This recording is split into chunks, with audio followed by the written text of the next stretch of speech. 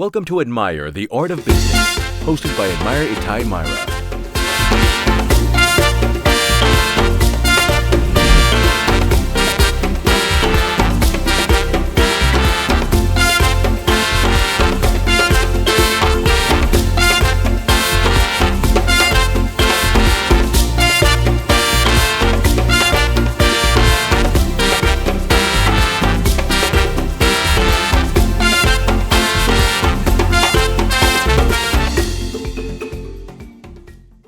Viewers, once again, Admire the Art of Business. Your host, Admire, known as Diva as well.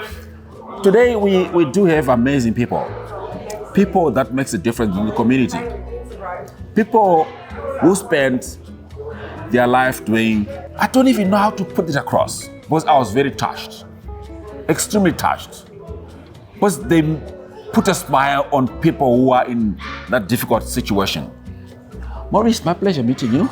I don't want to talk much about what you do, Madam. A pleasure meeting you. I want you to talk about what you do, right? In terms of prisons, right? The music, the dancing, we're going to talk about a bit later, right? Tell me about the prison. What do you do?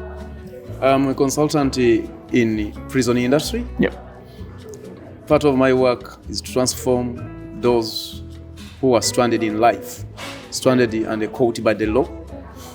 Part of my work is to work as a vessel between the government and the community, interpreting the law to those who may damage the law or whose lives the law has damaged. I am more experienced for over 20 years handling recidivism control. Recidivism rate is at increase in many countries, including Australia. I've traveled all over the world training community members, leaders, mostly, using the TOTs, train of trainers. What I believe, there is a lot of ignorance in the churches, ignorance in the police, ignorance in the policymakers themselves. They follow what is available than what can work. Yeah. I'm writing a book and I'm going to call it When Prison is Home and Home is Prison. People are treasuring being in prison than being in the community. They call it an unknown kind of life. In a prison there is free food, free education, breakfast on time, lunch on time, dinner on time. True friends, you find them in the prisons. Outside here in the community, hypocrisy, revenge, there's a lot of stress, there's a lot of what we call PhDs, pull him down, pull her down, competition than complimenting. In prison we compliment. Outside here, love is to be chased around. In true love, we cannot even trust anybody. In prisons, a friend is a real friend. In prison, there is no money, distractions, no phone calls to distract your life. In prison, we rely on your religion.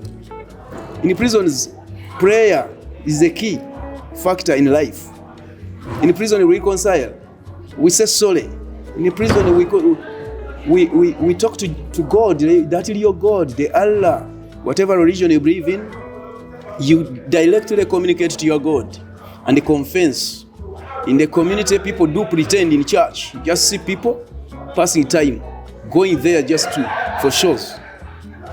What I'm trying to communicate is that there's a lot of ignorance, even in the educated community. I've been facilitating at international level with different universities all over the world. People are consulting us because they don't know. Most of the things related to prison transformation, they are unique in nature. They are not common. And it takes a lot of sacrifice. Me and my wife, we had even to give out part of our property back home in Africa, in Uganda, for the cause, because we established our first organization in 2005 called Mission After Custody. And we've been all the way helping prisoners, ex-prisoners to settle in the community.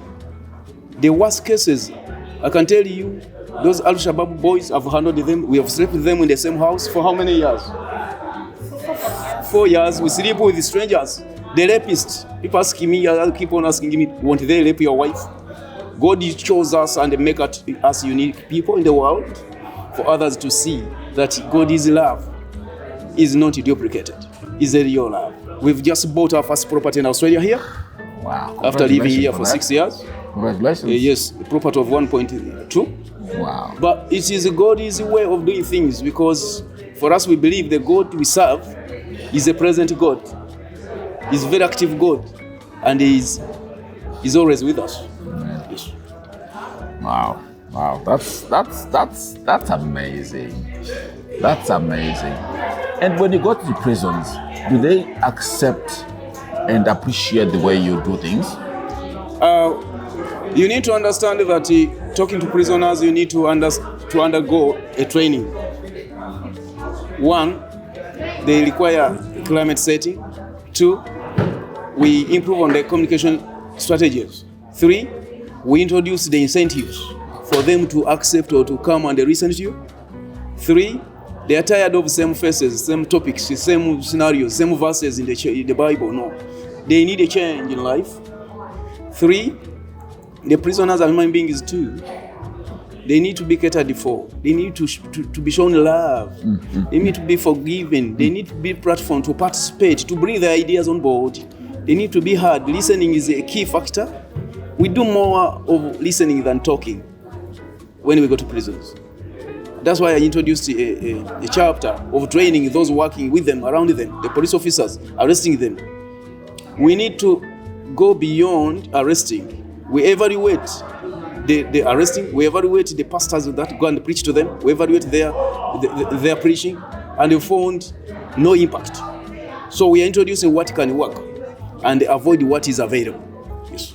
Wow, that's amazing. And talk to me. Yes. You've been going around the world and doing this. How many languages do you speak? I speak a lot of languages. How many? Because when you go to prison, especially in African countries, the common language is combining us together, or it's spoken in prisons. Kenya, Tanzania, Rwanda, Congo, all these countries, Sudan. Yeah. We speak Swahili. I do speak Swahili very well. And my wife is helping me with French. She's more of French than me. International level, when we go to international conferences where I train people, I speak English. Oh, wow. Yes. That's good. Yes. That's good. You know what? The things that you're doing makes a difference in the community. It's amazing. I saw you today dancing and calling up people like, let's dance, let's play music, let's play it like, the instruments. How do you get people together like that? It takes experience, because in my experience with the prisoners, they don't open up. Yeah. Two, they can open up, but still something is missing. So part of my training is improve the communication, connecting people. So when I come here and I fail to connect those people you saw dancing, it means I'm not doing my work. Two, prisoners are not born from one village or one continent or one country. They are everywhere. We are all potential prisoners. So when I talk about desperation in life, anxiety, depression, stress, and I say I'm bringing recovery programs, I'm talking about these prisoners around us. They're all potential prisoners. Oh, yeah. So they have stress. I can just see when I introduce my topic, when I introduce a song, I know I have my clients seated here and they will jump. So I use just a few of the incentives and a few of tactics and the communication tools to bring them closer to me so that I can start counseling them. Those ones, they're all my clients. Yes. Either they're about to commit crimes or they have wounds at heart, because I'm a wound healer. Yes.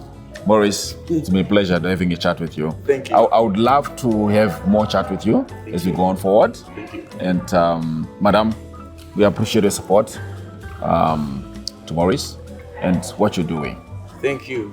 Admire the Art of Business, always getting touched in people's lives. Admire, also known as the Your Host. Thank you very much.